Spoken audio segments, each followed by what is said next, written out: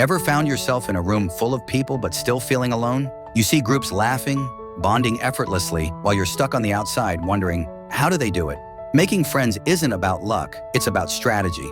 And today, I'm going to show you a simple but powerful trick to connect with people easily: the spiral trick.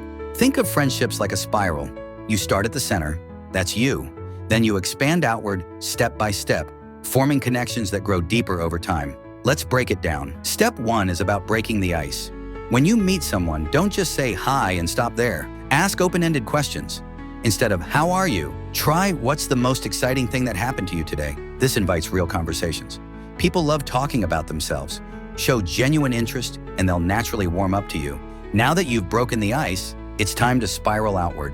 Find common ground. It could be movies, music, sports, or even shared experiences. When you discover something mutual, the bond strengthens. Think of it like a snowball.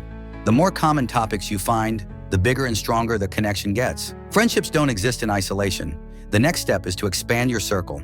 If you connect with one person, chances are they have friends who would vibe with you too. Get introduced, join their conversations, and now you're in. This is how friendships multiply. One connection leads to another, and soon you're part of a solid group. But here's where most people go wrong. They meet someone, have a great conversation, and then nothing. The key to lasting friendships? Follow-up.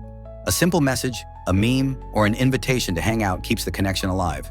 Friendship isn't about one-time interactions, it's about consistent effort. See, making friends isn't magic, it's a process, a spiral that grows with each step you take. Start small, keep expanding, and soon you'll have a circle that feels like home. Now it's your turn. Try the spiral trick today and let me know in the comments. What's your best strategy for making new friends? Don't forget to like and subscribe for more life-changing tips.